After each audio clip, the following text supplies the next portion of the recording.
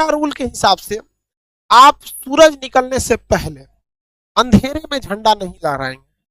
सूरज निकलने से पहले अंधेरे में झंडा नहीं लहराएंगे। यानी जब भी झंडा लहराना है तो जब सूरज निकल जाए, सूर्योदय की रोशनी में, सूर्य की रोशनी में हमारी झंडा का तोलन होना चाहिए एकदम।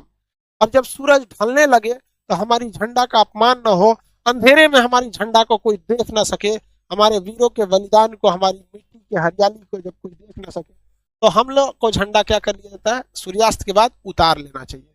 झंडा में नियम है कि जब भी कोई व्यक्ति झंडा में लेके आगे चलेगा आंदोलन वगैरह में, तो दाहिनी हाथ उसका ऊपर रहना चाहिए और बायां हाथ उसका नीचे रहना चाहिए। इस तरह से वो फ्लैग मार्च को लेकर चलेगा।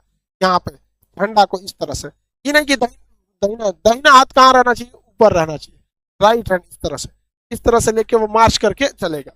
अब जैसे मान के चलिए कि अगर सैनिक हैं, अगर हमारे देश के सैनिक हैं, तो सैनिक को परेड वगैरह लंबी दूर तक नहीं रहता। अब मान के चलिए किसी को आंदोलन करके लेके जाना है झंडा, तो उसे क्या करना है, अपनी गाड़ी पर झंडा सबसे ऊंचा रहना चाहिए।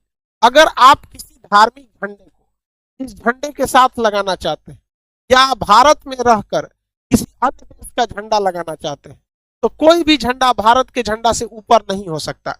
जैसे मान के चलिए किसी को अपना केसरिया झंडा लगाना है, किसी को हरा, किसी को लाल, किसी को गुलाबी, किसी को कुछ भी, तो वो इस झंडे से नीचे रहना चाहिए।